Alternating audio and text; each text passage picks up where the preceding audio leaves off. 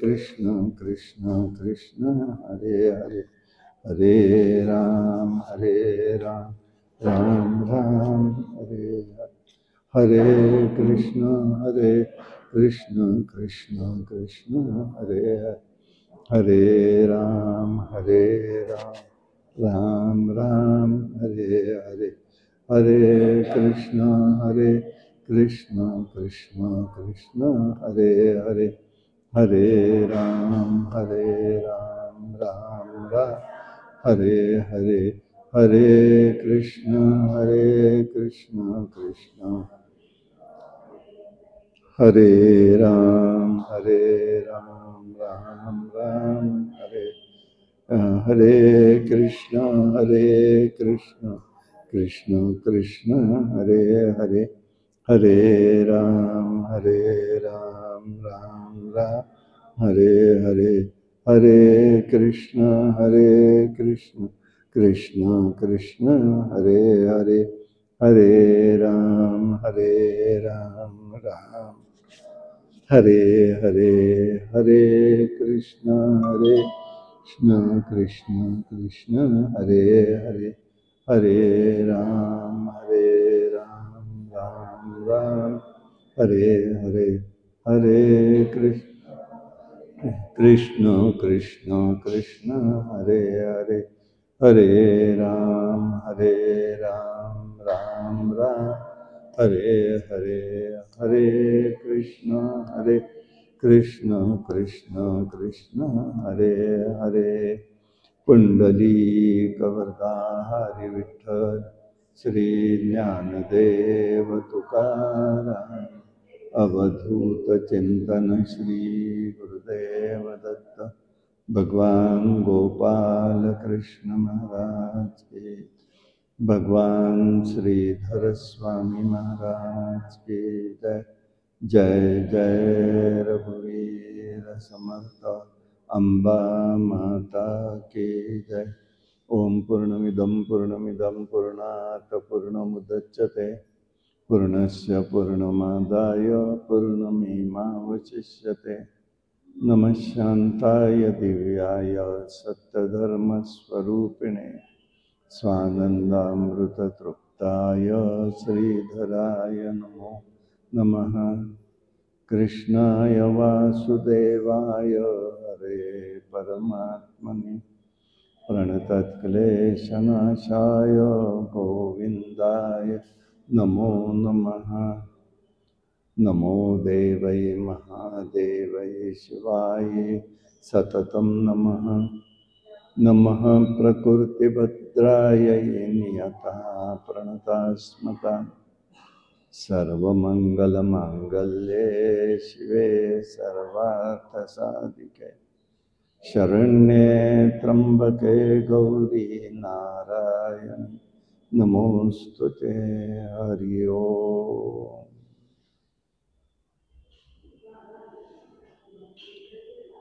ओम नमो भगवती नारायणीय, ओम नमो भगवती नारायणीय,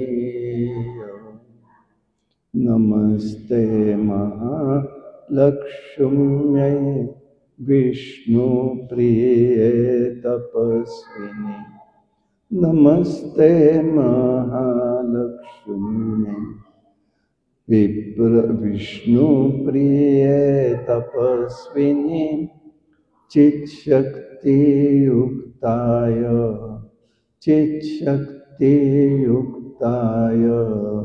विश्वमूर्ते नमो नमः, विश्वमूर्ते नमो नमः। ओम नमो भगवती नारायणीय, ओम नमो भगवती नारायणीय, नमस्ते विश्वरूपिण्यै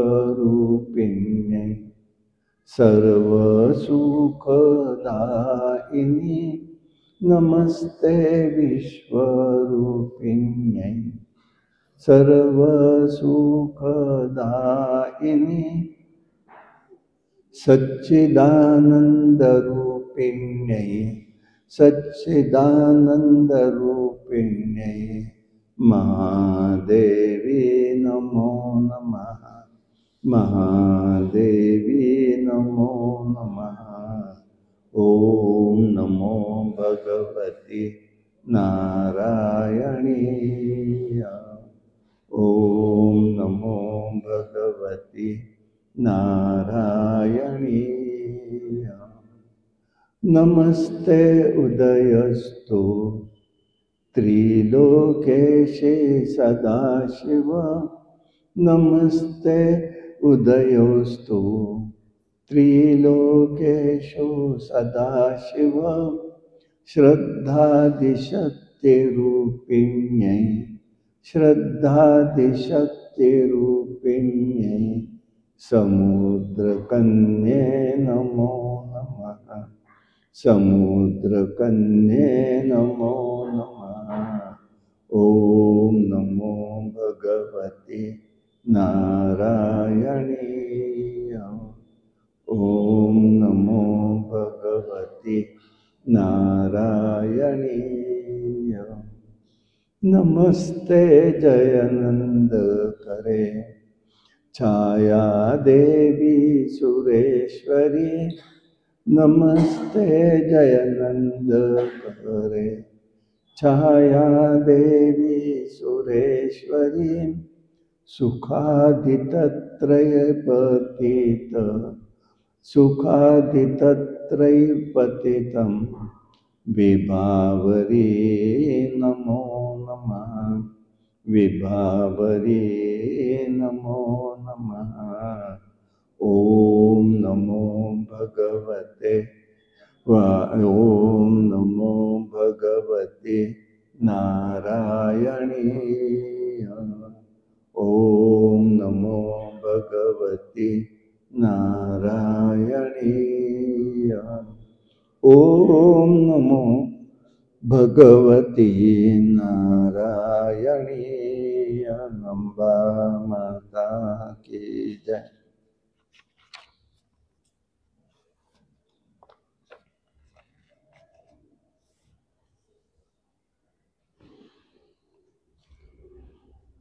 पंचमीचे दिवशी व्रतते उपांग ललिता हो। अर्घ्यपाद्य पूजा भवानी स्तवती हो। रात्रीचे समयी करती जागरण हरिकथा हो। अर्घ्यपाद्य पूजेने भवानी स्तवती हो। उदो बोला उदो अंबा बाई माऊलीचा हो।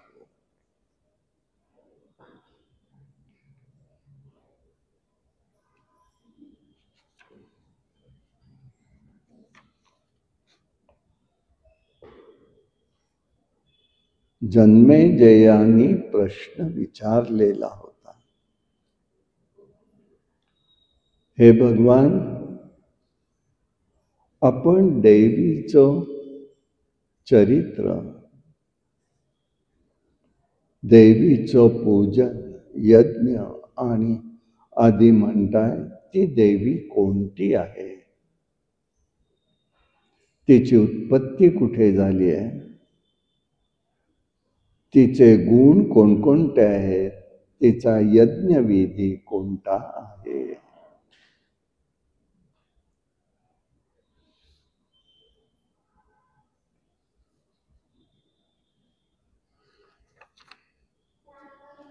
म्हणून त्यांनी ब्रह्मा विष्णू महेश यांनी स्तुती केल्यानंतर भगवती प्रसन्न झाली होती आणि त्या भगवतीने मग जे काही दाखवलंय त्यांना स्वरूप, त्याचा विचार आपण काल पाहिलेला आहे.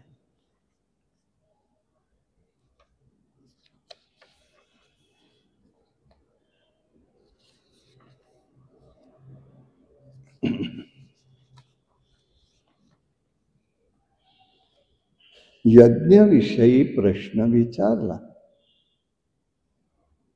तेव्हा त्यांनी सांगितलं, बाबा रे, देवीचे यज्ञाचे 3 प्रकार आहेत.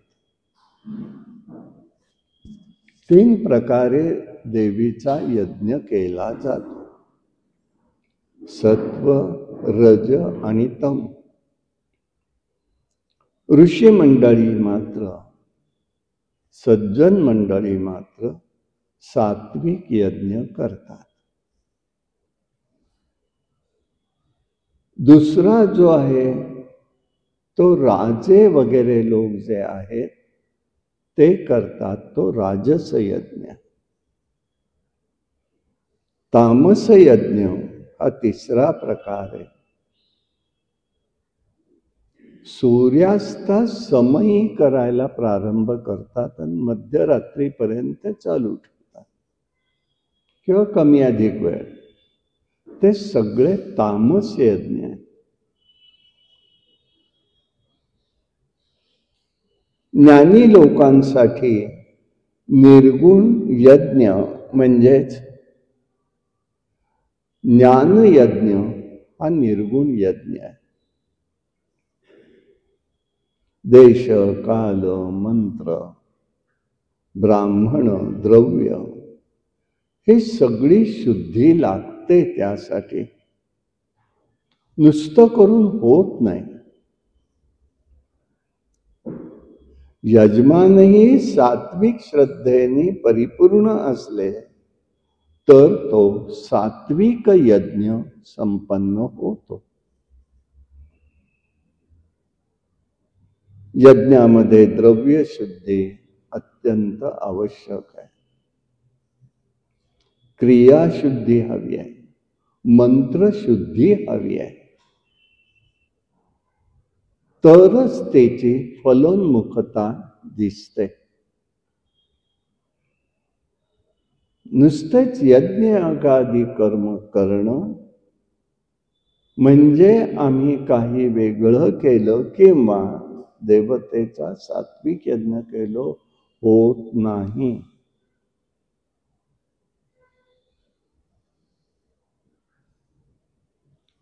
मध्यंतरी नाशिकमध्ये कोणीतरी आहेत महात्मा आणि त्यांनी काही मोठे यज्ञ वगैरे केले.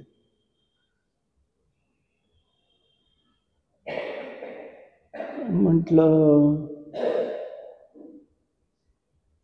तर ते म्हणाले तिथे काही बली स्वरूपामध्ये घडलं,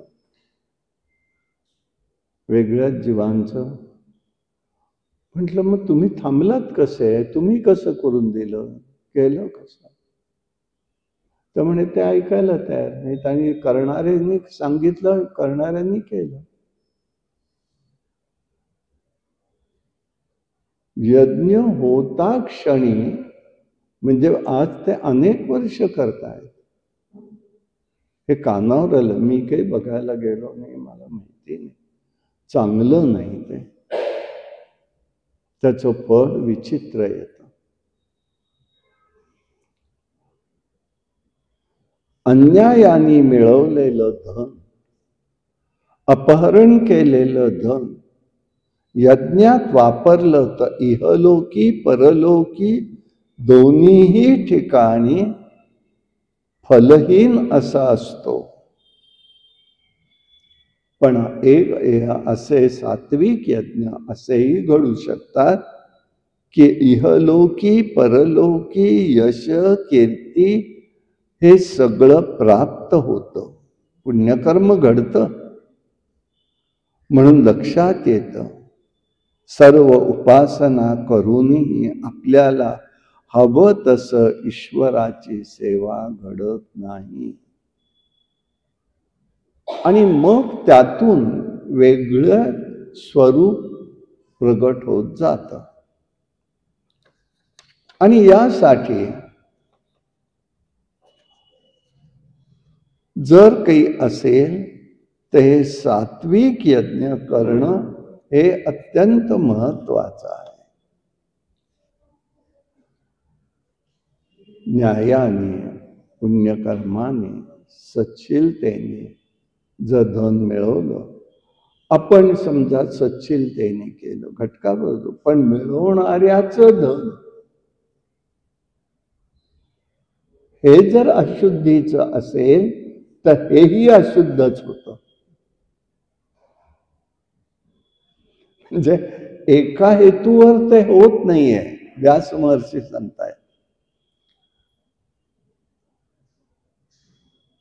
पांडवांनीही राजसूय यज्ञ केला,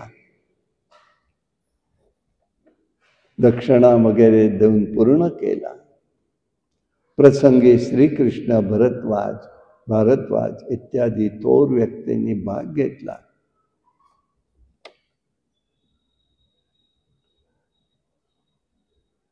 यज्ञात काहीही कमी नव्हतं, तरी सुद्धा वनवासादी दुःख भोगावं लागलं. का? देवानी बजावलं होतं. देवाचं सगळेच जण ऐकत होते असं नाही बरं का. म्हणून आपण अजिबातच ऐकायचं नाही असं काही करायचं नाहीये. जितकं जमेल तेवढं तरी करायचं. युद्धातलं आलेलं धन हे तुम्ही देव कार्यात वापरू नका, हे देवानी बजावलं होतं. जरासंधाचा सुवर्णाचा मुकुट तुम्ही वापरू नका. पण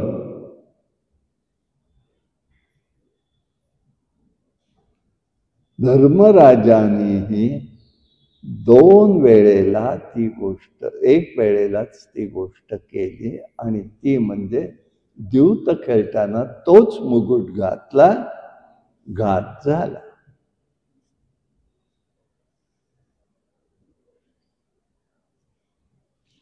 राजा परीक्षिताला बजावलं होतं धर्मराजाने, तू तो मुकुट वापरू नकोस. पण त्यांनी शमिकांच्या आश्रमामध्ये जाण्यापूर्वी तोच मुकुट वापरलेला होता. शापाला प्राप्त झाला. हे दोष असतात. म्हणून कसं घ्यावं, घेण्याची सुद्धा भीती आणि देण्याचा आपला विषय येत नाही. कुठल्या भावने देतो आपल्याला कळतं, पण कोणत्या भावनेनी कोण देतं काहीही कळत नाही. मग आता तुम्ही म्हणाल आम्ही काय करावं, सामान्य माणसांनी काय करावं? एकच गोष्ट करायची, माहिती म्हणून सांगतो. जे काही येईल ते देवासमोर ठेवणे, त्याला योग्य मार्ग भगवंता तूच कर. कारण न्याय निवाडा करणारे आपण कोणीही नसतो. आता काय झालंय, सगळ्याच गोष्टी बँकेत. घरी येताना त्या फोनवर टप टप टप टप केलं की येताना आपण घरी रिक्तच येतो. देवालाही सांगायचं का तुझा अकाउंट कर? असं परिस्थिती काला येतस्मै नमः, काळ चालाय तसा. मग पर्याय काय करणार? म्हणून अवघड आहे ते. आणि म्हणून या ठिकाणी आता जे तिरुपतीला करतात, गुप्तधन म्हणून म्हणतात, त्यांना माहिती असतं. श्रीधर स्वामी मात्र एक गोष्ट करायचं, ते मात्र पाहिलंय आम्ही. आमच्या आजोबाई सांगायचे, कारण तिथेच बऱ्याच काळ ते होते त्यांच्याबरोबर. आजोबा म्हणजे आईचे वडील. स्वामी स्पर्श करायचे ना धनाला. पण मग आलेलं काय, शिष्यमंडळी ठेवायचं.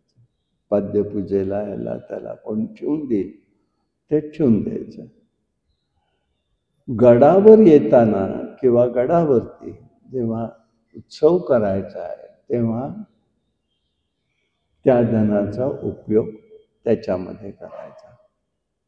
पण स्वामी काय करायचं, मी त्याच्या आधाराने सांगितलं, मी ज्ञाता नाही, मला काही कळत नाही.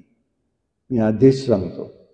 स्वामी काय करायचंय, एकदा कर्नाटकातनं निघाले दौरा करून त्यांचा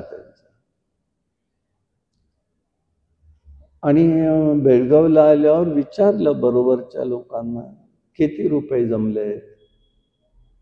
60,000 म्हणाले आहेत. चला आता गडावरती तेवढ्यात समर्थांना सांगू आणि उत्सव तेवढ्यामध्ये करू. मागायचं नाही. परत सांगतो बघा, हे महात्मे सगळं जवळ होतं, सगळं ऐश्वर होतं, म्हणतील ते करायला माणसं तयार होती. कधीही शब्द टाकला नाही. फक्त मफतलाल मागे लागले, शिष्य होते त्यांचे, की मला रामाची सेवा सांगा, मला करायची, तुम्ही सांगाल ती सेवा करायची. म्हणाले जीर्णोद्धार कर मग तू चाफळचा. पण तेव्हा भूकंप झाला होता, चाफळचं राम मंदिर पडलं होतं, म्हणून त्यांना फक्त सांगितलं मला काही करायचंय म्हणून तुम्ही धन द्या, अजिबात नाही. मग स्वामी आले गडावरती, समर्थांपुढे सगळं आलेलं ठेवलं आणि म्हणाले, समर्थ जे आलं ते ठेवले, यातलं आपण म्हणाल तसा आम्ही खर्च करू. उत्सवासाठी करायचं आहे, लोकांना अन्नदानच करायचं, आपल्याला वेगळं काही करायचं नाही. सुचितेचं अन्न, हे लक्षात घ्या. कुठे कोणी काही बनवतंय स्वच्छताच्या नावाखाली आणि बफैलो पद्धतीने खाणी, मग कुठे त्याचा लाभ होणार आहे?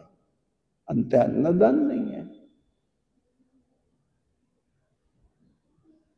समर्थ आणि झालं, त्यांनी संध्याकाळी ठेवलं, रात्री स्वामींनी प्रार्थना केली, उचलून नेलं. स्वामी सकाळी त्यांना ज्ञात होतं, ते म्हणाले आता मोजारे किती आहेत पैसे? स्वामी 7,000 रुपये, 60,000 7,000.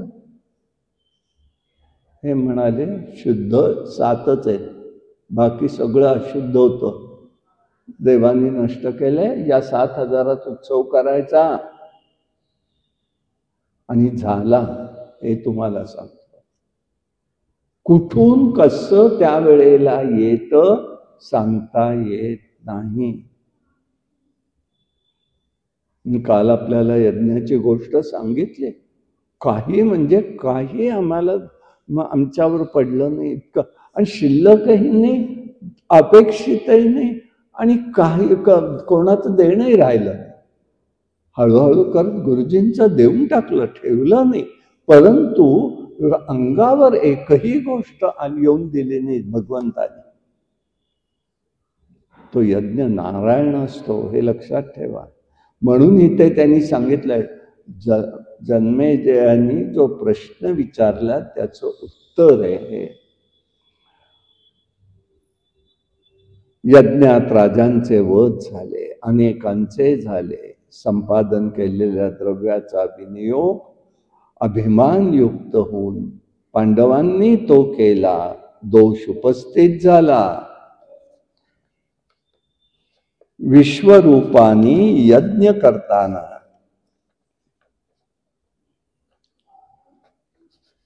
मातेचा दैत्य पक्ष प्रबल केलेला होता.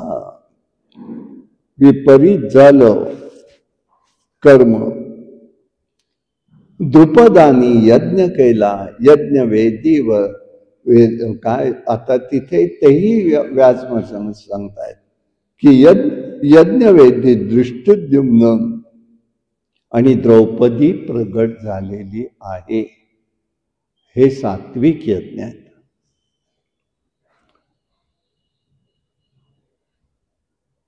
द्रोणाचार्यांचा सात्विक यज्ञ दुर्लभ आहे, कारण तो महायज्ञ वानप्रस्थाश्रमीसाठी सुद्धा विहित मानला गेलेला आहे. जे तपस्वी ज्ञानाने मिळवलेलं धन खर्चून वनातील फळ आणि ऋषींच्या मदतीने यज्ञ श्रद्धेने करतात, हा सात्विक यज्ञ आहे.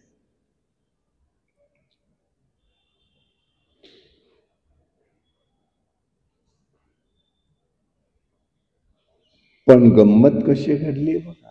द्रोणाचार्यांनी यज्ञ केला, पण दृष्टद्युम्नालाच द्रोणाचार्यांना महायुद्धात मारावं लागलं. मग हे जन्मेजयन विचारलं, हे का करावं लागलं? मग का मारलं? यज्ञातलाच आहे तो, पण त्याचं कारण आहे म्हणाले की द्रोणाचार्यांनी तामस पक्ष स्वीकारला, कौरवांच्या बाजूने उभा राहिला. कसे दोष येतात म्हणून देवी भागवत म्हणताय, कर्मानो गहना गती. कर्मानो गहना, कर्माची गती कोणालाही सांगता येत नाही, कठीण आहे. विचार करत बसण्यात अर्थ नाही आहे, पण असं कर्म घडावं आणि आपणही असंच कर्म करावं. कोणतं? कसं? तर त्या वेळेला भगवंतानी विचारलं, हे तू कर्म का केलंस? तर माझी मान खाली जाणार नाही, इतकं कर्म शुद्ध पवित्र निर्दोष झालं पाहिजे.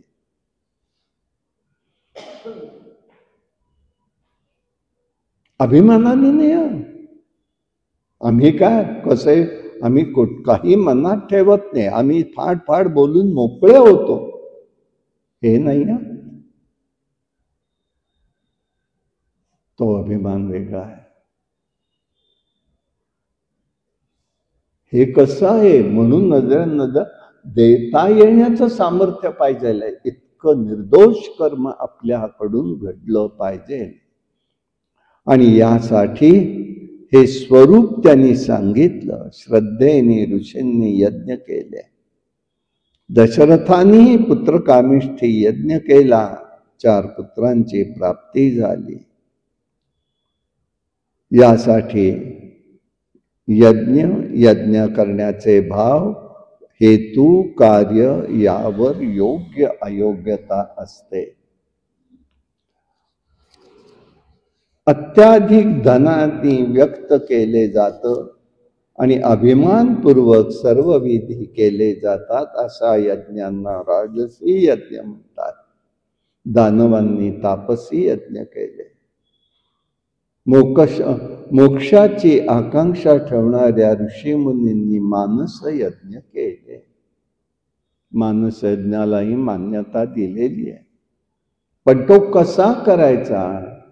आपल्याला हाच यज्ञ कळाला तर तो मनामध्ये सुद्धा आपल्याला करता येऊ शकतो. यासाठी एक गोष्ट फार महत्वाची आहे की ती म्हणजे आम्हाला चांगलं काय असतं हे कळलं पाहिजे. मी म्हणतो ते चांगलं नाही बरं का, मी म्हणतो ते चांगलं नाही. त्याला उत्तर देत आहेत शंकराचार्य. रजस्वला स्त्री कितीही शुद्ध वाटली तरी ती शुद्ध नसतेच. कितीही स्वच्छता असली आणि कितीही हे असलं तरी ते त्या ठिकाणी पवित्रता असेल असं नाही. पण हीच गोमयाने सारवलेली जमीन, गोमयाचं महत्व जिथे आहे ते पवित्रच म्हणून धरलं जातं. म्हणून भागवतातला एकादश स्कंदामध्ये पवित्र आणि अपवित्राच्या सगळ्या सीमा नाथ महाराजांनी अधिक स्पष्ट केलेल्या आहे. बघा तुम्ही एकनाथी भागवतामध्ये भूमी कोणती पवित्र आणि अपवित्र, वस्त्र कोणतं पवित्र आणि अपवित्र, आणि कशाने, नुसतं सांगितलं नाही मग ते पवित्र कशाने होईल. अन्न पवित्र कधी होतं? वैश्वदेव केला किया, काकबली दिला किया, गोग्रास दिला तर आहे. आता ह्या सगळ्याच कालबाह्य गोष्टी आल्या. आम्ही काय करावं म्हणा, मनाने स्वीकारा. होतंय का? मार्ग नेतोय, मार्ग सांगतोय लगेचच. भगवंता हे केलंय, भगवंता हे करतोय, भगवंता हे करतोय, संपलं. इलाज नाही त्याला काय. कारण गाय आता शोधणार कुठे आम्ही जाऊन? किती जण शोधणार? काळ अनुकूल नाही. आणि यासाठी यज्ञामध्ये मानस यज्ञ महत्वाचा आहे. यासाठी मनशुद्धी करायला हवी आहे, कारण मनशुद्धीमुळे आपोआप शरीर शुद्धी होते, यात शंका नाही. नंतर इंद्रियांच्या विषयाच्या योगाने योग्य प्रकारे त्याग करावा, मगच मनुष्य हा मानस यज्ञ करण्यास योग्य बनतो. नंतर मंडप, यज्ञवेदी, अग्निस्थापना, ब्राह्मणांना पाचारण करणं, त्यांचे यथाविधी पूजन, या सर्व गोष्टी आपल्या मनातल्या मनात कल्पनेने करायच्या. नंतर प्राण, अपान, ध्यान, समान, उदान वस्तूंची मानसिक शुद्धी करून त्या ठिकाणी विधिवत निर्विकल्प चित्ताच्या ठिकाणी परमात्म्याचं ध्यान करायचं. हा अभ्यासाशिवाय होत नाही. आता हे तुमच्या आणि माझ्या दोघांच्याही हातात नाही जे घडतं त्या बाबतीत. तर एक माहिती म्हणून फक्त असावं. जाता जाता कानावर, यज्ञ करताना तो छताखालीच करावा लागतो. छत वर असलं पाहिजे. आणि अग्निसंस्कार करताना छताशिवाय, छतात नाही. आता फर्नेस म्हणजे छतच आलं, छतामध्ये नाही. अग्निसंस्कार देहाचा उघड्यावरच आहे, उघड्यावर आहे. पण आता काळ बदललाय, त्यामुळे तो भाग कसा असू दे, का फरक कसा केलाय, तोही यज्ञच आहे. पुत्रांनी करावयाचा यज्ञ आहे तो, राहिलेल्यांनी. देहदान नाही आहे, दानसंकल्पना नाही आहे, यज्ञ आहे तो. हवं नाही ते. आणि यासाठी ह्या गोष्टी बघाव्या लागतात. आणि त्याच्याशिवाय शिवात्म्याचं दर्शन घडत नाही, सच्चिदानंद स्वरूप समजून येत नाही.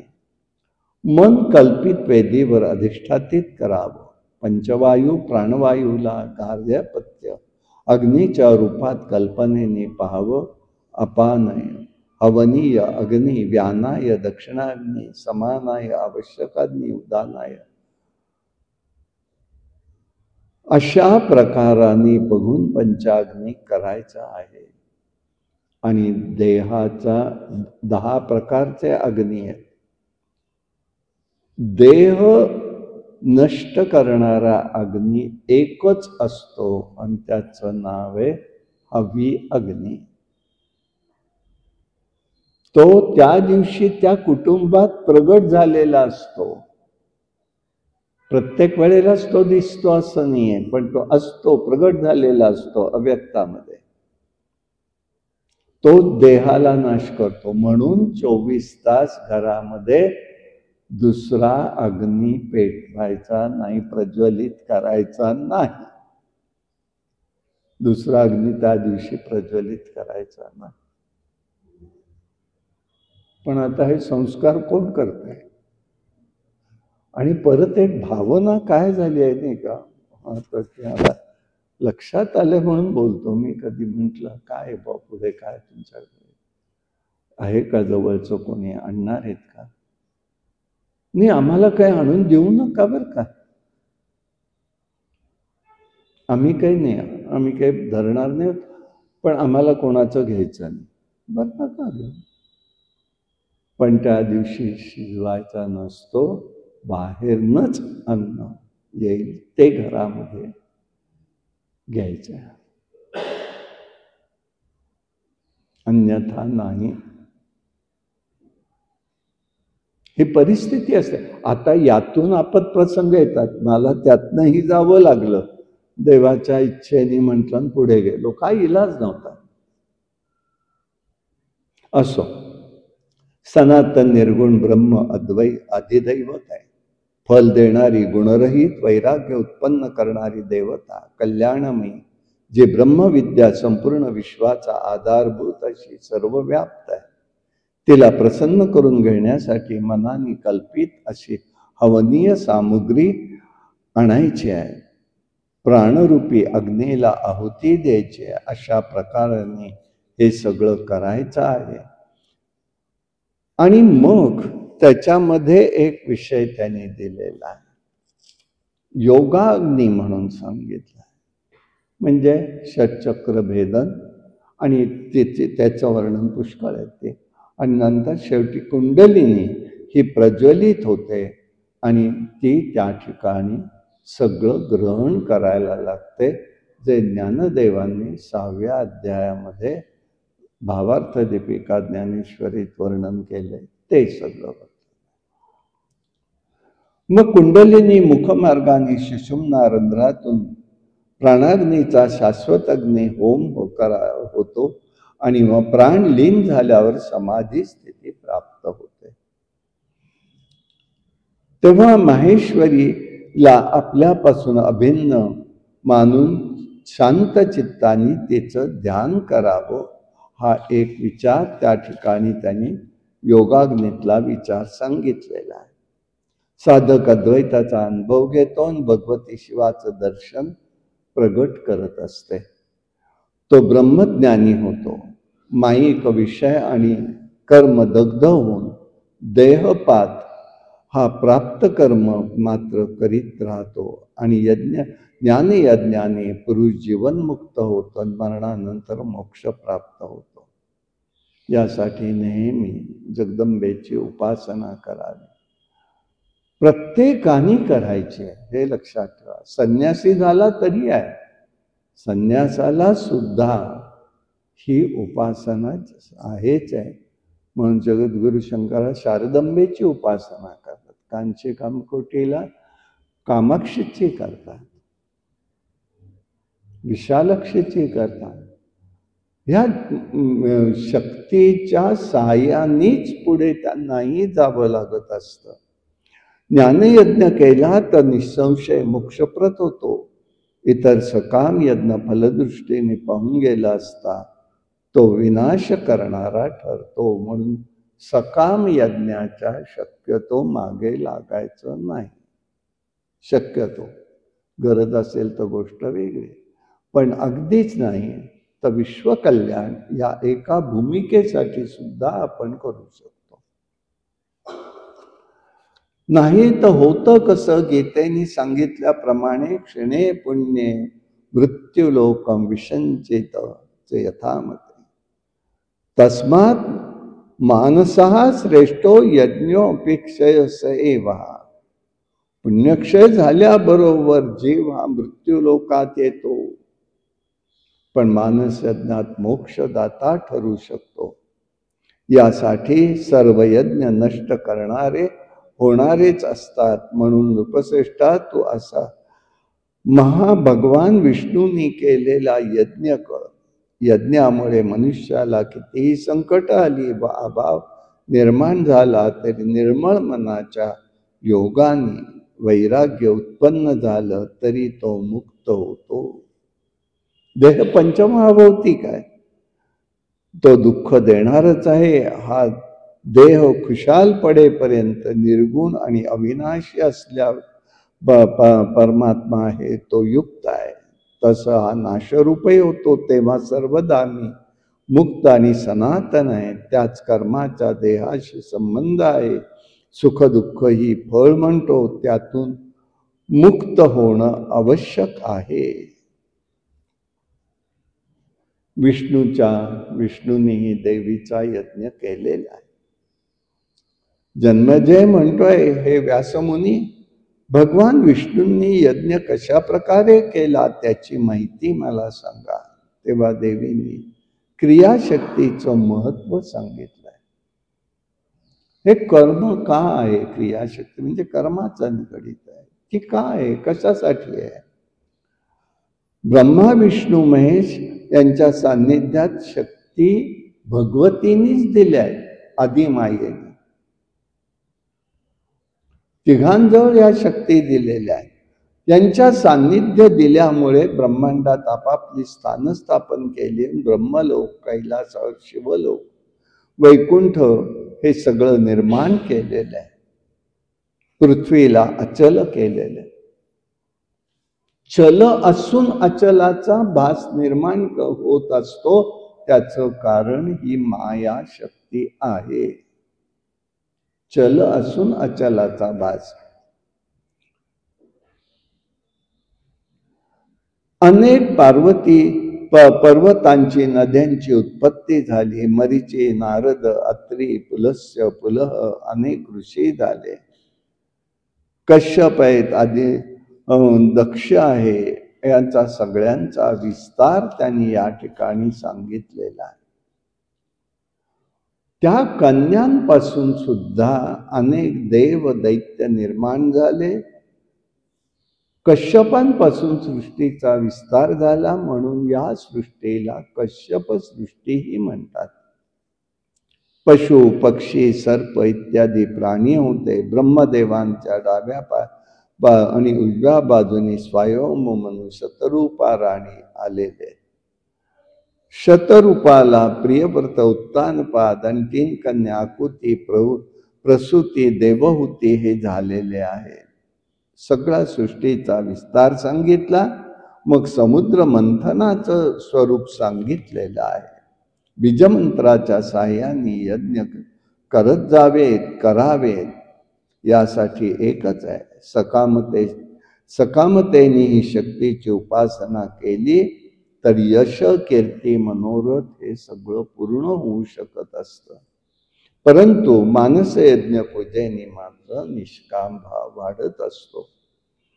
जो मनुष्य ईश्वराचं, परमात्म्याचं ध्यानात निमग्न असतो, तेव्हा तो शक्ती देवही, ही शक्ती भगवती आपल्यावर कृपा करते. भक्ती प्रेमाचा वर्षावही ती करणारी असते. आणि म्हणून ही प्रेमस्वरूपा आहे हे आपल्याला लक्षात येईल. अशा प्रकाराने एक गोष्ट यांनी या ठिकाणी सगळ्या सांगितल्या. आतापर्यंत ते म्हणाले, राजा, मी तुला अनेक चरित्र सांगितले. सोमवंश आणि चंद्रवंश राजांचे चरित्र सांगितले. या सर्वांनी भगवती पराशक्तीच्या कृपेने या ब्रह्मांडात मोठं यश प्राप्त करून घेतलेलं आहे. प्रतिष्ठा मिळाली. तिच्यामुळे जे पदार्थ, विभूती, ऐश्वर्य, कांती आणि शक्तीचा संबंध असतो ते देवीचा अंश विद्यमान असतोच असतो. उगीच कुठेही असं होत नाही की तिच्याशिवाय हे सगळं प्राप्त झालंय. तिचा अंश किंवा तिचाच एक भाग तो असतो. तेव्हा तिची उपासना कर, म्हणून शंकराचार्यांसारखे संन्यासी ही देवीची उपासना करत असतात. एकदा देव आणि दानव यांचं युद्ध झालं. देवांनी युद्ध जिंकलं. मग दैत्यांनी एकदा जिंकलं. ते प्रबल झाले. पण त्यांनी तप साधना करून ते प्राप्त केलेलं होतं. तप कोणतं केलं तरी त्याला वर द्यावा लागतो, हा देवाचा सिद्धांत आहे. पण दैत्यांनीही तप करून प्राप्त करून घेतलं, पण गर्विष्ठ झाले. त्यांनी वैकुंठ आणि कैलासी स्थान हातात घेतले. मग देव दैत्य युद्ध झालं, देवांनी दैत्यांना हरवलं. वास्तविक हे सगळं यश भगवती जगदंबेमुळे झालेलं होतं. यशाच्या प्रभावाने देवांनी शक्तीची अवहेलना केली. या अवस्थेत मग गौरी आणि लक्ष्मी हे सगळं बघून हसू लागल्या. या बोलण्याला विष्णू आणि शिव क्रोधित झाले, देवीला दुरुत्तर केली. मग देवी, गौरी आणि लक्ष्मी दोघेही अदृश्य झालेले आहेत. मग असं लक्षात आलं ब्रह्मांडाच्या की विष्णू आणि शिवजी भ्रमिष्ठासारखे झालेले. का झाले? शक्तिहीन झाले, ते तेजहीन झाले, विश्वात हाहाकार माजलेला आहे. ब्रह्मदेवांनाही चिंता पडली, कशामुळे झालं म्हणाले. मग समाधी अवस्थेत त्यांनी जाणलं की विष्णू आणि शिव निस्तेज होण्याची झाल्यामुळे जगही तसंच झालेलं आहे. ते कार्य कोणीच करायला नाही ना. मग ब्रह्मदेवांनी सनत कुमारांना बोलवलं, त्यांना सांगितलं या दोघांची अशी स्थिती झाली आहे, का झाली आहे? तेव्हा त्यांनी सांगितलं, त्यांनी या भगवतीची अवहेलना केली. ती फक्त इथून निघून गेली आहे, त्याचा परिणाम हा झाला. पराभक्तीची आराधना करा. मग सनकादी कुमारांनी ती आराधना सांगितलेली आहे. भगवतीच्या बीजमंत्राचा जप केलेला सांगितला, तो हिमालयानी केला. त्यांना देवीचं दर्शन झालं. तेव्हा दक्ष प्रजापतीही तप करीत होता. त्यांनाही विष्णू शंकर शक्तियुक्त करण्याची विनंती केली. दक्ष म्हणाला, माझ्याही कुळात तू जन्माला ये. तेव्हा दक्षाची कन्या ही सती म्हणून आलेली आहे. अंबिका जगदंबा ही सती म्हणून 16वी कन्या म्हणून आलेली आहे. विष्णू आणि शिव कार्यक्षम झाले, अहंकारही नष्ट झाला. व्यास म्हणाले, भगवतीच्या सत्यांशाने जन्म घेतला म्हणून कन्येचं नाव सती आहे. मग सतीचं सगळं चरित्र त्यांनी या ठिकाणी सांगितलंय. हिते भागवतापेक्षा हिते फरक आहे. तो म्हणजे सतीने तिथे योगाग्नीत प्रवेश केला लिहिलेला आहे, आणि हिते असं केलंय, शंकर त्या दक्ष प्रजापतीच्या यज्ञामध्ये आले. त्यांनी जळत असलेला देह खांद्यावर घेतला सतीचा आणि ब्रह्मांडात फिरू लागले. त्यामुळे ब्रह्मांड हे सगळं पेटलं गेलं. म्हणून विष्णूंना बोलवलं. विष्णू आले. विष्णूंनी आपल्या सुदर्शन चक्राने त्या सतीच्या 51 अवयव असे वेगवेगळे तुकडे केलेले आहेत. तो शब्द बोलवे ना मला म्हणून अडकळलं. विभाग केले आणि ते जिथे जिथे पडले ती 51 शक्तिपीठ निर्माण झाली. मग त्याच्यावरून त्याची नावही पडली. जिथे भगवती देवीचे नयन पडले त्याचंच नाव आत्ताच्या स्थितीत नैनिताल आहे. तो आहे नयनताल, पण ते अपभ्रंशाने नैनिताल झालेला आहे. गुह्यभाग तिचा जिथे पडला ते कामाख्या म्हणून प्रसिद्ध पावले. हृदय एकाकडे राहिलं, तिथलं एक स्थान निर्माण. प्रत्येक ठिकाणचं, म्हणजे मी आता सगळ्याची काही नावं सांगत नाही. शंकर शांत झाले, दुःख निवारण होईना. मग ते ज्या ज्या स्थानी गेले त्या त्या स्थानी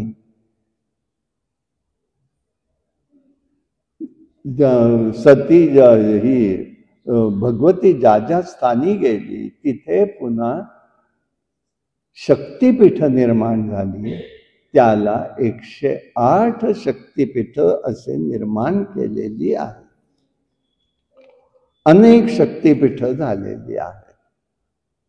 तसं कोल्हापूर काय आहे तिथे, तर विष्णू आणि पार्वती, विष्णू आणि लक्ष्मी देवी या एकत्र बसले होते आणि इंद्राचा मुलगा जयंत, तो दिसायला अत्यंत सुरेख होता, तो समोरनं गेला आणि तो ती पाहतीये, विष्णू बोलतायत तिच्याशी. त्याच्यामुळे ते रागवलं की तू बघतेस कोणाकडे, मी इतकं सांगतोय तादात्म्य कशात झालेली आहे, मनुष्य लोकात पडावं लागेल म्हणून तिला सांगितलं आणि अश्वी होशील ह्याही शाप दिला.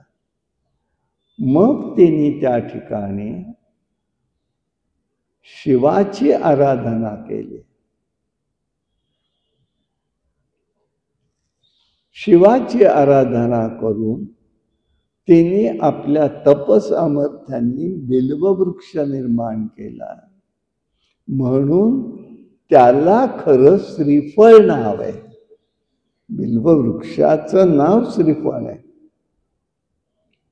पण आम्ही श्रीफळ नारळालाच म्हणतो. नारळ हा नारळच आहे, पण तो जो आहे तो श्रीफळ आहे. आणि श्रीफळ दुसरा एक म्हणजे बिल्व,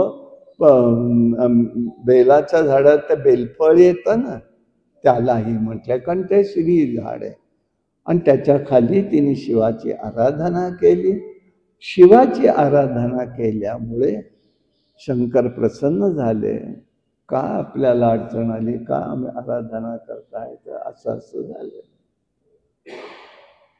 आणि त्यांनी विष्णून तेव्हा हे दिला असतो उपशाप की तुला पुत्र होईल त्यावेळेला तू मुक्त होशील.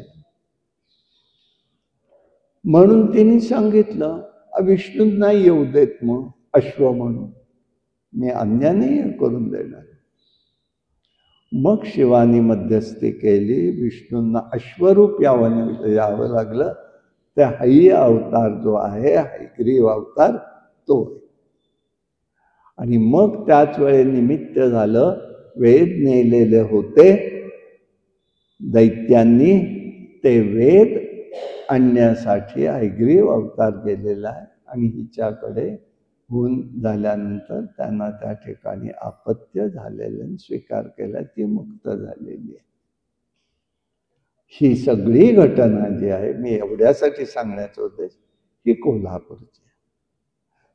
म्हणून त्याचं नाव करवीर आहे. करवीर क्षेत्र म्हणून ते आहे. आणि कोल्हापूर कसं आलं, तर लक्ष्मींनीच परत अवतार धारण केला. कोल्हासूर नावाचा दैत्य मातला होता, त्याच्या वधासाठी तिने अवतार धारण केला. म्हणून त्याचं नाव कोल्हारपूर म्हणून होतं. कोल्हासूरचं नाव म्हणून कोल्हापूर नाव हे त्याचं झालेलं आहे. अशी स्थान आहे. तुळजाभवानीचं स्थान तसंच झालेलं आहे. तुळजाभवानीचं स्थान होताना त्या ठिकाणी जेव्हा राम आणि लक्ष्मण वनामध्ये हिंडत होते, तेव्हा हिंडता त्या क्षेत्रात न जाताना शंकरांनी आणि पार्वतींनी रामाला पाहिलं.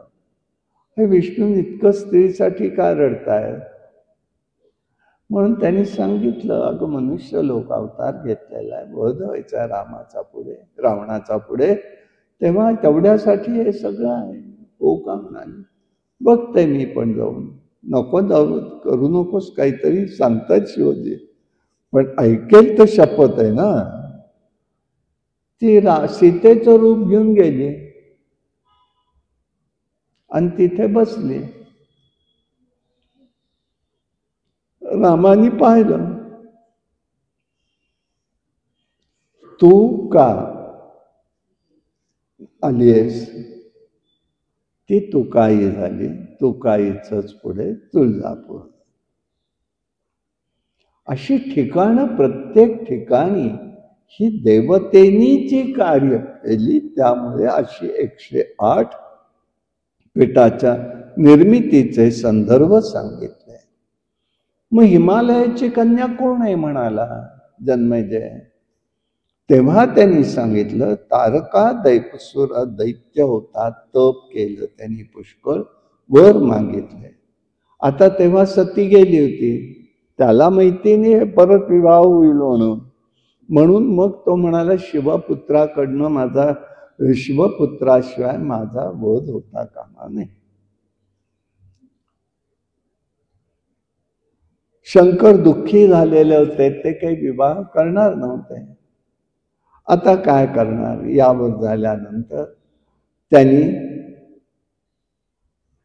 शेवटी ही जी सती गेली ती हिमालयाच्या उदरी पुन्हा जन्माला आलेली आहे. हिमालयाला उपदेशही तिने केलेला आहे आणि त्या ठिकाणी तप केलेलं आहे. देवी यथाशक्तीने प्रगट झाली. ठीक आहे, तीच म्हणाली तुझी कन्या आहे तर त्या ठिकाणी मी शंकरांना वरलेलं आहे, माझा त्यांच्या बरोबरच विवाह व्हावा. म्हणून तिला म्हणाले तू या ठिकाणी तप करतेस तर शंकर येतील. त्याप्रमाणे शंकर तिथे एकदा आले बटूरूपात आणि शंकरांची अवहेलना स्वतःची स्वतः केली. पार्वती रागवली. खरं तिचं नाव आहे अपर्णा, कारण ती पर्ण खाऊनच राहून तिने केलेली तपस्या आणि हिमालय पर्वताच्या उदरी आल्यामुळे तिचं नाव पार्वती आहे. आणि त्या पार्वतीने त्या ठिकाणी त्यांनी निंदा केली शंकरांची त्या मुलांनी, म्हणून ते रागवले. आणि मग त्यांनी सांगितलं, त्यांनी स्वतःचं रूप प्रगट केलं. मग त्याच्या मनात खरं नव्हतं दक्षाच्या, परंतु ब्रह्मदेवांनी मध्यस्थी केली आणि तो विवाह करून दिलेला आहे. पुढे त्यांना कार्तिकेय हा पुत्र झाला. त्यांनी त्याच्याकडून तारकासुराचा वध झालेला आहे. अशा प्रकारचे ही सगळी चरित्र देवीचे इथे त्यांनी सांगितले. आज जे आहे ते ललिता पंचमी आहे, तिचं चरित्र आपण पाहूया. गौरी पूजा आहे. गौरी आहे, ललिता गौरी आहे. भविष्य पुराणाप्रमाणे आपल्या प्रत्येक तिथीला वैशिष्ट्य आहे. तसं ती प्रत्येक महिन्यात तृतीया जी येते तिला महत्व आहे. त्या ठिकाणी प्रत्येक तृतीयाला भगवतीचा एक अंश प्रगट झालेला आहे आणि 12 गौरी एकूण आपल्याकडे अशाच पद्धतीने प्रत्येक महिन्यात तयार झालेल्या आहे. त्यांची पूजा अर्चन करण्याचा प्रघात आहे. सगळेच करू शकत नाहीत आणि आपणही करायचं आहे असं लगेच विचारून आम्ही पण करतो, काही तर बघायचं नाही. ज्या महत्वाच्या गोष्टी आहेत त्या आपण करायच्या आहेत, लगेच त्याची पळापळ करायचं कारण नाही. एवढं होणंही शक्य नाही. त्यांनी माहिती मी फक्त आपल्याला सांगितली. दर महिन्यात आहेत तशी 12 गौरी आहेत, तशी ही ललिता गौरी आहे. काम्यव्रत आहे. कुंकाच्या करंड्याचं याचं झाकण हे प्रतीक मानतात. कुंकवाच्या करंड्याला ललिता देवीचं प्रतिकात्मक समजून पूजन करतात. रेशमी वस्त्र परिधान करतात. भोपळ गारगे, उडीद वडे, अनरसे, लगेच तोंडाला पाणी सुटलंच ना. हे सगळे वाहन आहेत तिची. उडीद वड्याचं नाही, अनरसाचं वाहन आहे. आणि ते सगळं 48च्या घरातलं आहे बरं का. दुर्वांच्या जुड्या सुद्धा व्हायच्या त्या 48 आहेत. 48 चे 48. त्या आत्याबाईंच्याकडे आमच्याकडे व्रत होतं आत्याबाईंचं, पण आमच्या इथे असल्यामुळे आम्हाला त्याची सवय झाली ती. प्रतिपदेपासून आम्ही मुलं अगदी धावपळ करत हे करत दुर्वा निवडायला बसायचो. ती एक गंमत असते सगळी करण्याची सुद्धा. ते वाटली पाहिजे, आनंद वाटला पाहिजे. कष्ट दुःख हे काही उपयोगाचं नाही, काय आनंदाने करता आलो पाहिजे त्याच्यामध्ये. मग ते अनसे त्याचा नैवेद्य, त्याचं अनेक त्या गोष्टी तिच्यामध्ये असतात. त्या नील वस्त्र तिने परिधान केलेलं आहे, तेजपुंज आहे. तिचं उद्यापनही करता येतं. तांदळाची खीर तिला नैवेद्यात असते. उसाचे कर्वे, पांढरे तीळ याचं हवन असतं, जे तांदळाच्या खिरीचं पायस म्हणतात, त्याचं हवन असतं. उपांग ललिता व्रत म्हणून म्हणतात. प्राचीन काळी भृगु क्षेत्रात गौतम नावाचे एक वैदिक ब्राह्मण राहत होते. उतार वयात त्यांना गोपती आणि श्रीपती आणि गोपती ही मुलं झालेली आहेत. वयोपरत्वे लवकरच पती पत्नींचं निधन झालं. चुलत्यांनी मुलांचा सांभाळ केला, पण त्यांचं सगळं घेतलं आणि त्यांनी हाकलून दिलेलं आहे मुलांना. मुलांच्या नशिबात आता भटकंती सुरू झाली. विशाल नगरीमध्ये आलेले तिथे विवेक नावाचा एक ब्राह्मण राहत होता. त्याच्याकडे राहून विद्याभ्यास वगैरे त्यांनी केलं, घडलेलं सांगितलं. त्याच्या असं लक्षात आलं की उपांग ललितेचं व्रत ते ब्राह्मण करताय. पाहिलं त्यांनी आणि मनोमन त्यांनी त्यावेळेला ते व्रतही पुढे यथायोग्य वेळ झाल्यावरती ते केले. मग तो विवेक ब्राह्मण आहे, त्यांनी आपली मुलगी गुणवती हिच्याबरोबर श्रीपतीचा विवाह लावून दिला. दोघे उत्तम राहिले, चांगलं त्यांचं चाललं होतं जीवन. श्रीपती गुणवती हे एकत्र स्वग्रही आलेले. श्रीपती पण आलाय. आता काकांना पश्चाताप झाला, त्यांनी त्या मुलांचं सगळं काही दिलेलं आहे. एकदा ललितेचं व्रत चाललं असताना गोपती म्हणजे धाकटा भाऊ जो आहे तो स्वयंपाक घरातून निघून गेला, न जेवताच गेला.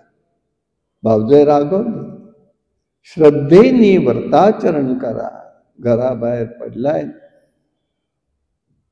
असं जाऊ नका. ऐकलं नाही, पडला बाहेर. खूप वाईट स्थिती झाली. तो उपांग राजाच्या नगरीत आलेला आहे.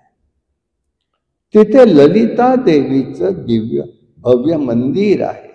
तेथे राहू लागला, व्रत केलं. उत्तम धन आरोग्य प्राप्त झालं, परत आला.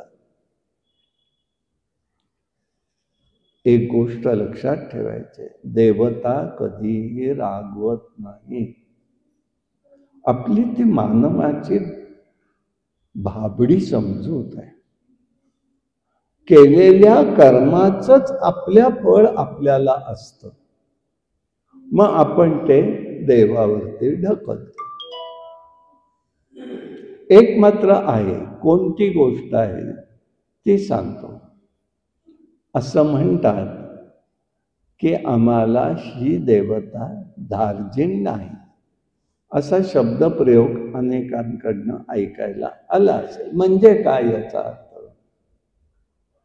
याचा अर्थ असा आहे, एका कुळामध्ये एक समजा भगवंताची भगवतीची कुठली एक उपासना चालली असेल, ती त्या कुळातल्या लोकांनी ती करावी हे बंधनच आहे. पण त्या व्यक्तीने, त्याच कुळातल्या व्यक्तीने जर दुसरीच उपासना केली, म्हणून गीता त्याला म्हणते परधर्म भयावहा. बरं का, सगळा अर्थ लक्षात ठेवा, कुठेही काही अर्थ वापरायचे नाही. तिथे त्यांनी दुसरी उपासना सुरू केली. उदाहरण मी येतो, एक वैष्णव आहे, एक कुलपरंपरा वैष्णवाची, आणि कोणीतरी गणपत्य उपासना केली. तर ह्या दोन्ही, कारण एक आहे विष्णू उपासना ऋग्वेदाची आहे, गणपत्य उपासना ही सामान्यपणे अथर्ववेदाची आहे. मग त्या दोन्ही वेव्ज एकत्र आल्या तर ज्याप्रमाणे आपण लोखंडाचं बघा तुम्ही, ते काय वेल्डिंग करता की नाही, मग त्यावेळेला ते कसे स्पार्क उडतात ना, ती स्थिती होते, फलोन्मुखता मिळत नाही, आणि मग आम्ही म्हणतो आई देवता आम्हाला दार्जिन नाही. अर्थ लक्षात ठेवा. म्हणून ज्या त्या कुळातल्या लोकांनी ज्या त्या उपासना कराव्या. उपास्य दैवत म्हणून वेगळं चालू शकेल. एखादा वैष्णव आहे त्यांनी शिवाची उपासना केली तर बिघडणार नाही, ब्रह्माची केली म्हणून बिघडणार नाही, कारण तो त्याला काय आत्ताच्या शब्दामध्ये स्वातंत्र्य आहे, अभिव्यक्ती स्वातंत्र्य आहे. म्हणजे लक्षात येईल. पण कुळाच्या परंपरेचं तेही करून तिकडली करायचं. पण असं काही होत असेल स्पार्क उडल्यासारखं, तर त्या क्षणाला थांबायचं, ते करायचं. हे घडत असतं म्हणून त्याला त्यांनी म्हटलेलं आहे. मग त्यांनी सांगितलं, आता तो ते व्रत करू लागलेला आहे. ही चतुर्भुजा आहे, तिचं मुख्य स्थान जर काही असेल तर ते श्रीनगरमध्ये यायचं आहे. दुसरं या ललितेचं जर स्थान म्हणाला तर नैमिषारण्यात आहे. नैमिषारण्यात त्या देवीचं स्थान आहे, आणि ते स्वयंभू आहे बरं का. मी पाहिलंय म्हणून सांगतोय की स्वयंभू आहे, ते दोन्ही स्वयंभू आहे. मग ही आली कुठे? भंडासूर नावाचा दैत्य होता. ब्रह्मदेवांनी यज्ञ केला, तो मातला, दैत्यांना त्रास देऊ लागला. तेव्हा त्यांच्या यज्ञामध्ये एक कन्या प्रगट झाली. तिचं नाव ललिता असं ठेवलं. ललितेचा अर्थ काय? तर ललितेचा अर्थ आहे की तो पराक्रमी, शौर्यवान अशी स्त्री. मग तिने भंडासुरांनी केलं काय की आहे ना असे म्हणून तिने एक अस्त्र प्रयोग केला. शस्त्र वेगळं, अस्त्र म्हणतात. अस्त्राचा अर्थ मंत्रशक्तीने केलेला प्रयोग. आणि तुम्हाला ते कळत नाही हे अस्त्र आहे. तसं त्या भंडासुरांनी महामारीचं अस्त्र सोडलं. आता आपल्याकडे कसं झालं, कोविड येऊन गेला, ही महामारी होती. हे सुटलेलं अस्त्र असतं. हे रोगराई उगीच येत नाही बरं का, हे अस्त्रप्रयोग येत आहे. आणि म्हणून मग त्यावेळेला त्यांनी त्या ठिकाणी त्याच्यावर प्रयोग म्हणून काय केलं, एक मंत्र प्रगट केला. तो मंत्र कोणता होता? अच्युतम अनंतम गोविंदम नामोच्चारणम भेचसे नश्यते सकल रोगा सत्यम सत्यम वदाम्यहम. हा मंत्र म्हणत लोक त्याच्यातनं निवृत्त होत झाले. अशी जी आहे भगवती, ही ललिता देवीनी तो मंत्राच्या प्रयोगातनं महामारी नष्ट केली आणि मग तिचा विवाह शिवांशी करून दिला. तर शिवांशी कोणाचा दिला विवाह करून? कुठल्या रूपाशी? कामेश्वराशी लावून दिला. म्हणून तिचं नाव पुढे कामेश्वरी झालंय. मग ललिता महात्म्य आहे, ललिता स्तो सहस्रनामे, ललिता हृदय आहे, ही स्तोत्र आहेत सगळी. शंकराचार्यांनी सुद्धा त्याच्यावरती 300 श्लोकाचं एक रचना केलेली आहे. पुष्कळ तिचा विस्तार आहे आणि हिला प्राधान्यपणे आज जे करतात ते आम्हाला म्हणजे आम्हाला सगळ्याचं परिपाठात असल्यामुळे भोपळ गार्गे हा तिचा नैवेद्य असतो. भोपळ गार्गे हा तिचा. आता मगाशीच झालं, कोणतरी बोललं साड्यांचं काहीतरी म्हणे निघालेलं आहे ना, तसे पदार्थ तरी ऐकून ठेवा, कुठेतरी वाटलं तर करा. देवाचे देवी भागवतात प्रत्येक तिथीला कोणता नैवेद्य करायचा हे मी सांगणार नाही, आधीच सांगतो. ते सांगितलेलं आहे, कोणते करावेत, काय करावेत, कसे करावेत. अहो एवढं सध्याचा काळ अनुकूल नाही आहे. कुठे मनामध्ये काहीतरी बिंबवायचं आहे.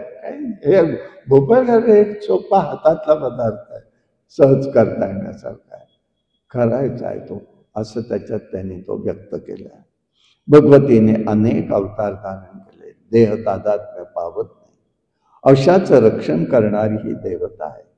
ही भगवती अशा महात्म्यांच्या सान्निध्यात अहंता आणि ममतेचा ती ऱ्हास करते. ही तपस्या वेगळी करावी लागत नाही. दैत्यांना वारंवार तपस्या करून मागावं लागतं. ते देह तादात्म्यता आहे. पण उदाहरण आहे आपल्याकडे. विभीषणाने रामचरित्र मारुतीरायाकडनं ऐकल्यानंतर त्याच्या मनात श्रद्धा निर्माण झाली. श्रद्धा निर्माण झाली म्हणजे काय? तर रामाबद्दलचं प्रेम आणि संसार वासना नष्ट झाली. आपण वर्षानुवर्ष ऐकतोय, काय यातलं झालंय का बघा बरं का. हळूच सांगतोय, धर्माचरणाकडे मन लागलं पाहिजे. ही खरी भक्ती आहे.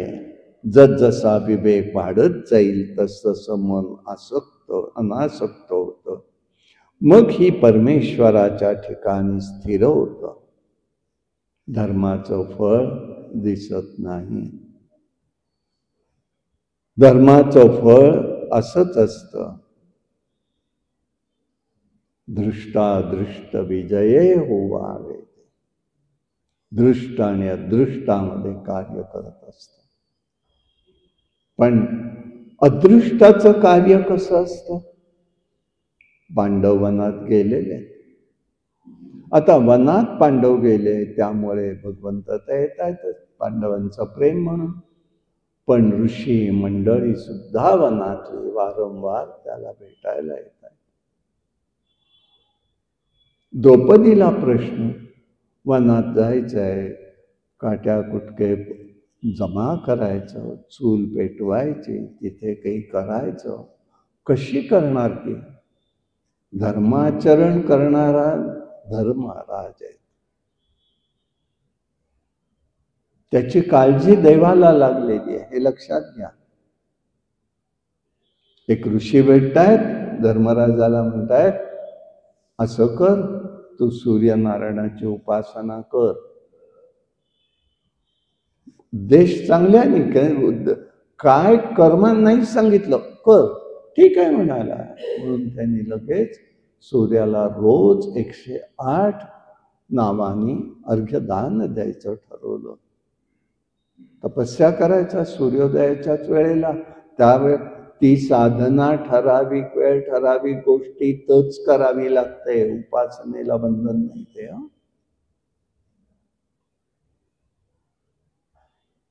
आणि मग त्यांनी ते केलं सगळं तसं. सूर्यनारायण प्रसन्न झाले. देवानी काळजी काय केली? तिला लाकडं मिळतायत का नाही, भांडी नाहीत, कुंडी नाही, धान्य कसं जमा करेल?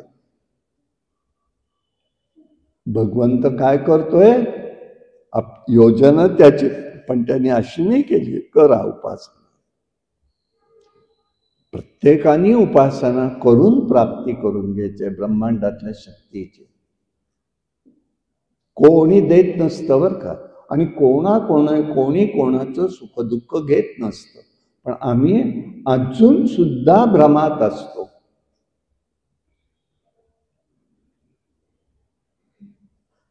त्यांनी मग तिथे ती उपासना केली. सूर्यनारायणाला काळजी होती म्हणून त्यांनी अक्षय पात्र त्याला दिलं. ही द्रौपदीची थाळी नाही आहे, ती अक्षय पात्र आहे. सूर्यनारायणांनी धर्मराजाला दिलंय आणि सांगितलंय काय की सकाळी तिच्या घरच्या स्त्रीने संकल्प केला, तिचं जेवण झालं की त्या दिवशी अन्न मिळणार नाही, पण दुसऱ्या दिवशी आहेच. जे सगळ्याची व्यवस्था केली की नाही त्यांनी, असं हे देणारं आहे. आणि अन्नपूर्णा माता ही सूर्यनारायण होते. हे धर्माचं फळ आहे. धर्माचं फळ व्यक्तही असतं, आणि व्यक्तातला फळ काय असतं? धर्माचरण असेल तर विवेक असतो, विवेक प्रगट होतो. चांगलं काय, योग्य काय, अयोग्य काय, वाईट काय हे कळतं आणि यथार्थ कळतं. हे लक्षात ठेवा. तुम्हाला जादू करावी लागत नाही, सिद्धी लागत नाही, ते कोणीही करू शकतं. फक्त शुद्ध धर्माचरण करायला पाहिजे, जो मनापासून पाहिजे. सांगितलं भारेन पाटे टाकल्यासारखं नाही. आणि म्हणून भगवंताविषयी अनाहत प्रेम निर्माण होतं. हे भक्तीचं फळ आहे. ही भगवंताची कृपा आहे, ही भगवतीची कृपा आहे. हे लक्षात घ्यायचं आहे. काय काय कुठे कसं होतंय हे धर्माचरणाचं फळ आहे. आणि म्हणून या भूमिकेने भगवतीची उपासना ही प्रत्येकाकडून झाली पाहिजे, हा विचार या ठिकाणी आपण समजून घेतलेला आहे. या दृष्टीने आपण त्याचं चिंतन करू. आता उरलेला विषय उद्या पाहू. कायेन वाचा मनसेंद्रिये वा बुद्ध्यात्मना प्रकृती स्वभावात करोमि यद्यं सकलं परस्मै नारायणायेति समर्पयामि. हरि ओम तत्सत्. विठ्ठल विठ्ठल विठ्ठल विठ्ठल विठ्ठल विठ्ठल विठ्ठल विठ्ठल विठ्ठल. पुंडलिक वरदारी विठ्ठल श्री ज्ञानदेव तुकाराम अवधूत चिंतन श्री गुरुदेव दत्त. भगवान गोपाल कृष्ण महाराज की जय. भगवान श्रीधर स्वामी महाराज. अंबा माता की जय. जय जय रघुवीर समर्थ. संसारी अनाथनाथे अंबे करुणा विस्तारी. वारी वारी जन्म मरणाचे वारी. हारी पडलो आता संकट निवारी. जय देवी जय देवी जय महिषासुरमर्दिनी. सुरवर ईश्वर वरदे तारक संजीवनी. जय देवी जय देवी. निपाता तुझैसे नाही. चारी क्षमले परंतु न बोलवे काही. चारी विवाद पडलो प्रवाही. ते तू भक्ता लागे पार सलवलाई. जय देवी जय देवी जय महिषासुरमर्दिनी. सुरवर ईश्वर वरदे तारक संजीवनी. जय देवी जय देवी. प्रसन्न वदने प्रसन्न होती निराशा. क्लेशापासून सोडी तोडी भवपाशा. अंबे तुझ वाचून कोण विराशा. नरहर तल्लिंगाला पदकंबदेशा. जय देवी जय देवी जय महिषासुरमर्दिनी.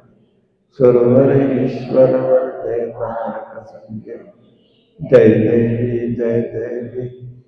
अश्विन शुद्ध पक्षे अंबा बैसले सिंहासनी प्रतिपदे पासुनी घटस्थापनांती करुणी हो मूलमंत्र जप करुणी होते रक्षक ते गुणी हो ब्रह्मा विष्णु रुद्र पूजन करती हो उदो बोला उदो अंगा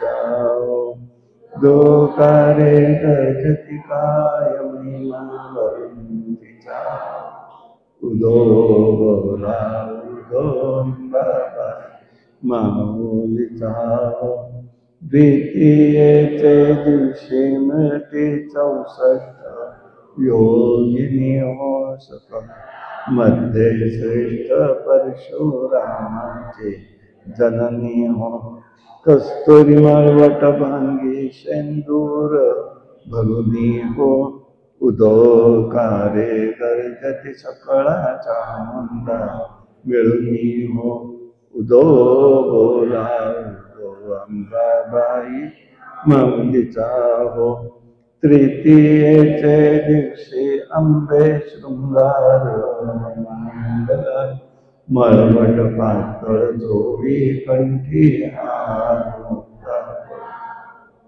कंठीचे पदके कासे पीतांबर पिवळाओ अष्टभुजा निर्मित अंबे सुंदर सेविलाओ उदो बोला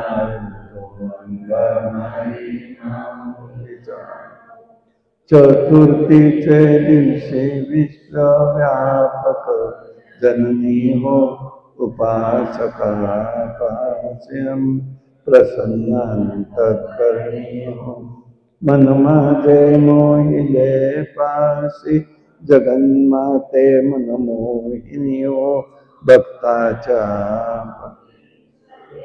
येती लोटांगणी हो उदो बोला उदो अंबाबा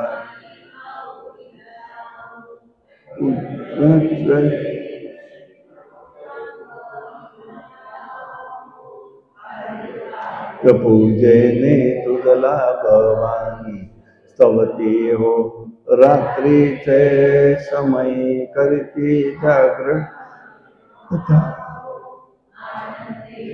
प्रेम दयाले सद्भावे क्रीडता हो उदो बोला उदो अंबाबाई माऊलीचा हो षष्ठीचे दिवशी भक्ता आनंद वर्तन घेऊन देऊच्या हस्ते हर्षे गोंधळ घातला कवडी एक अर्पित देशी हार जोग वामाजता प्रसन्ना भक्त कुळाओ उदो बोला उदो अंबा माऊलीचा सप्तमी दिवशी सप्त शृंग गडावरी तेथे तुमदशी होती प्रेमाना हरिओ शेवंती पूजा रे केली बरलिओ भक्त संकटी पडता जे केशी वरचे वरिओ उदो बोला अष्टमीचे दिवशी अष्टभुजा नारायणी सह्याद्री पर्वती पाहिली नीव मन माझे मोहिले शरण स्तनपान देऊनी सुखी केले अंतकरणी उदो बोला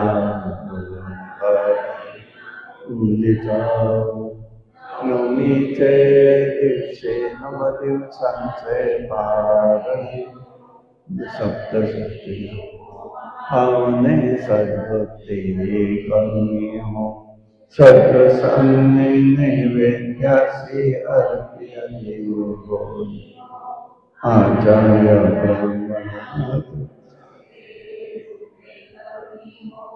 उदो बोला गंगाबाई वंदिता दशमीच्या दिवशी अंबानी यायची सिंहारूढ हरिदारुण शस्त्रे आंबे नीव शंभर शंभाधिकाराच संकेती गणीयो विप्राण शरण तो चरणीयो उदो बोला उदिता उदो कार्य गतिकाय महिमा गणिता उदो बोला सोन्याच्या पावलांनी दैवी लक्ष्मी आली ओवाळी कापुरांनी भक्ता प्रसन्न झाली पाऊलांनी नेसली घरग कळी बदामी झाली करुणी काजळंगो तिचे मुरळी झाली सोन्याच्या पावलांनी सावरी सगळे मोतियाचे गळ्यात गळसरी बांगडी नागमोळी कंगण्याच्या पावलाने कंकणी कुशावरी वाकी शोभते सोन्याच्या पावलाने कुलपाचा करी तोडा मध्ये घातला वेडा वेळीत नागपर्ण मुखे रंगला वेडा सोन्याच्या पावलाने पायात पाय जोडे वर शोभती रूप ताने पारडे माता खेळविवा सोन्याच्या पावलाने खऱ्या सारी गाडी ते आवाई राबते दासनाचे डोंगरच्या गायनाचे जुमते डेऱ्यात सोन्याच्या पावलाने न्याली ओवाळी ते कापुराने बता प्रसन्न सोन्याच्या पावलाने